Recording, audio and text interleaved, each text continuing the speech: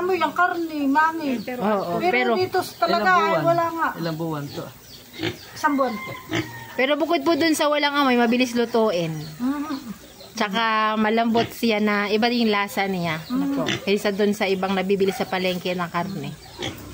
So, ayan po guys, ang kagandahan. Pag naka-probiotic tayo, hindi tayo nag-i-inject ng mga antibiotic kasi malayo sa sakit. Kung kaya maganda yung quality ng ating karne. Kasi ganyan ka-healthy yung ating mga piggy. Ayan, parang naka-bekebelo pink na pink ang mga alaga natin dito. Basta naka-probiotics. Ayan. Ibig sabihin po, since po nung ihiwalay, nag-EMI na po sila? Wow. Kasi naanak ito na. At saka po mabigat ang timbang. Mababoy, mababait. Opo. Ay, kumusta po yung feeding nila ngayon? Starter pa rin sila? Nasa arto na ako. Isang pa ba? Grower na po. Oo. At ako yung may ano lang. So, ganyan po yung dumi niya, no? Pagka walang MI, malalaki. Pero dahil nag-MI siya at gumanda yung pag-digest niya, ganyan nabibilog na kulay itim. Pero pag walang MI, kulay brown. Diba? Kasi ngayon, na-digest na po niyang mabuti. Ayan. Oo. Pati rin po ito.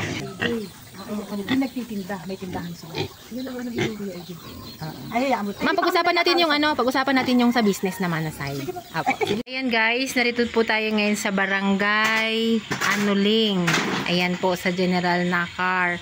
So ayan po, si ma'am ay matagal nang gumagamit nitong ating organic full harvest na microbial inoculant, pinaka-probiotics o pinaka-painom niyo po sa baboy. Kamusta po ma'am? Ano pong experience, ano pong masasabi ninyo sa ating products nung inyong ginamit? Maganda po, wala na po amoy ang aking figure.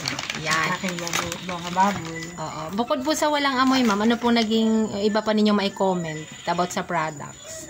Tsaka hindi na kami turok ng na mga antibiotics. Oo, mga vitamins. Hindi na kailangan pa. Ito na lang. Ayan. So, ayan po ba ma'am ay since po nagpainom kayo, no? Nakapagsubok ba kayo na nakapagkatay ng baboy? Oo. Ayan. Kumusta naman po yung quality ng karne? Magandang quality po ng karne, walang amoy. Oo. At saka talagang klase talaga. Mataas na uri. Oo. Hindi siya maamoy habang niluluto. No, amoy feeds, hindi niya naaamoy. Wala.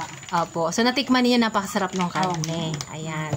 Dahil hindi po kayo nag-i-inject ng mga antibiotic or mga vitamins na artificial na tinatawag natin synthetic. Dahil kayo po ay nakapag-probiotics. So, ayan po ma'am, thank you po sa inyong na-share sa amin at welcome po kayo sa aming team. Ayan. Thank you so much po din sa inyo, sir. Ayan. At congrats po natin dito sa team The Cure. Ayan. Ang upline, Edwin Carbon at ang ating mega na si ma'am Naid. Ayan. Kasi may magnet kaya nagulo.